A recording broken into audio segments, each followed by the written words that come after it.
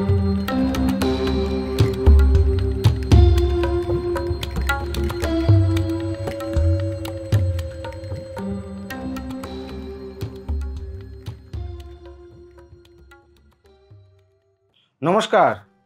আমি অ্যাস্ট্রোলজার শ্রী অজয়। আশা করি দর্শক বন্ধু আপনারা সবাই সুস্থ আছেন, সাবধানে আছেন ও নিজেকে ভালো রেখেছেন।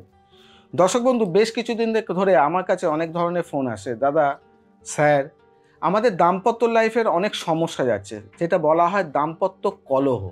বিভিন্ন দিক থেকে শারীরিক সমস্যা বলুন ও দাম্পত্যর মধ্যে ঝগড়া বলুন, ঝামেলা বলুন, কিছুতেই মতের মিল হচ্ছে না। বিভিন্ন দিক থেকে আপনি মানসিক টেনশনে যাচ্ছেন, সুখ পাচ্ছেন না, সারাদিন ধরে পরিশ্রম করে এসে দাম্পত্য লাইফের একটা পরিবারের অশান্তি। আপনি এখান থেকে কোনোভাবে রাস্তা খুঁজে পাচ্ছেন না। বহু কিছু করেছেন, বহু কিছুতেই সমাধান পাচ্ছি না। কি আছে আমার কাছে, কি উপায় আছে? আমার কাছে অনেকেই প্রশ্ন করেছে। তা দর্শক বন্ধু, আজকে আপনাদেরকে একটা ছোট্ট উপায় দেবো, যেই উপায়টা আপনারা করুন।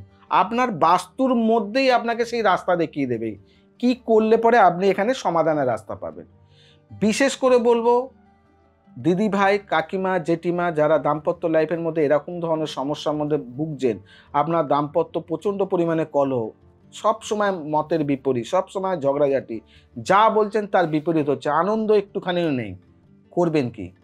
আপনার রান্নাঘরে, আপনার বাড়ির যে রান্নাঘর আছে, রান্নাঘরে উত্তর দেয়াল খুঁজুন। আপনার রান্নাঘরে যে উত্তর দিকে যে দেয়ালটা আছে, ওই দেয়ালের আপনার নিজের মনস্কামনা জানিয়ে, কি মনস্কামনা?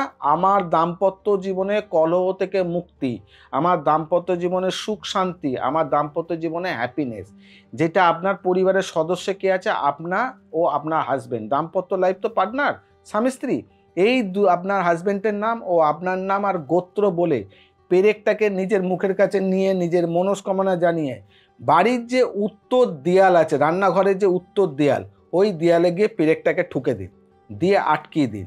এইটুকুনি কাজ যদি আপনি উত্তর দেয়ালে ঠিক মতন নিজের মনস্কামনা জানিয়ে যদি বাড়ির রান্নাঘরে উত্তর দেয়ালে যদি পেরেকটাকে আপনি ঠিক মতন লাগাতে পারেন, তাহলে আপনার দাম্পত্য লাইফের যেই সমস্যাগুলো আছে, তুতু মেমে যেই ঝগড়াগুলো, সেই ঝগড়াগুলো সমাধানের রাস্তা পেয়ে যাবেন।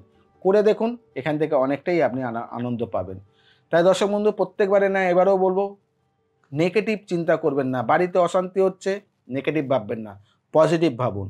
সন্তানের শরীর খারাপ, নেগেটিভ ভাববেন না, পজিটিভ ভাবুন। সবসময় বলি, নেগেটিভ চিন্তা করবেন না, পজিটিভ ভাবুন, দেখুন পজিটিভ হবে। তার সঙ্গে নিজেকে খুব আনন্দে রাখবেন। নমস্কার।